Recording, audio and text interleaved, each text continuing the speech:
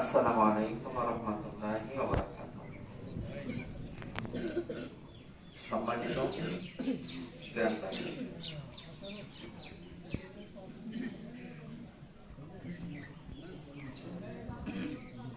সম্মানিত গ্রামবাসী,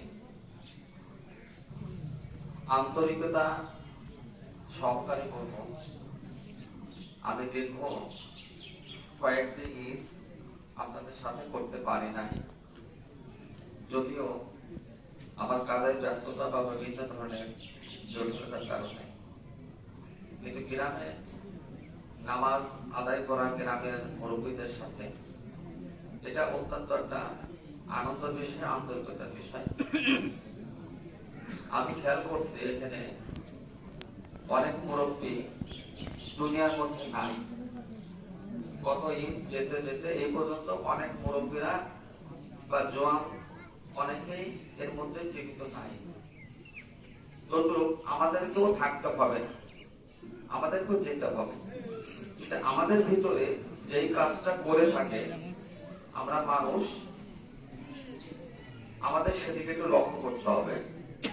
মানুষ হইতে হবে, মানুষের সব থেকে বড় যে সম্পদ, সেই সম্পদটা হওয়া বিনয়ী হওয়া, নম্রতা, ভদ্রতা, সভ্যতা হওয়া, এটা হচ্ছে মানুষের মূল বৈশিষ্ট্য, মূল সম্পদ। এইটা যদি নষ্ট হয়ে যায় সেক্ষেত্রে তাকে মানুষ বলা হয় না। মুরব্বীদেরকে কিভাবে সম্মান করতে হবে, ছোটদেরকে কিভাবে স্নেহ করতে হবে, এটা আমাদের ভিতরে থাকতে হবে। নাম্বার 1। নাম্বার 2 হলো আমাদের ভিতরে অনেকের অনেক ধরনের রাগ, গুসা ইত্যাদি থেকে থাকে। কিন্তু তিনটে বৈশিষ্ট্য যদি যে ব্যক্তির ভিতরে থাকে সেই ব্যক্তি হচ্ছে মহাপুরুষ। যদি আপনারা শোনেন তাহলে বলি, সবাই তো কিন্তু কুরবানি সম্পর্কে আমার ধারণা, যারা আলেম ওলামা আছেন তাদের থেকেও কিন্তু যারা বেআলেম তারা কিন্তু অনেক বেশি জানে মাসলা মাসাইল সম্পর্কে। অথচ আমল তখন আচ্ছা যাও, ব্যস্ততার কারণে সব কথা সবসময় বলা সম্ভব হয় না। আর এটা কিন্তু নসিহতের জায়গাও না, এখানে প্রয়োজনীয় কথা বলতে হবে। আমি প্রয়োজনীয় কথা বলে ওই প্রসঙ্গ না যাই।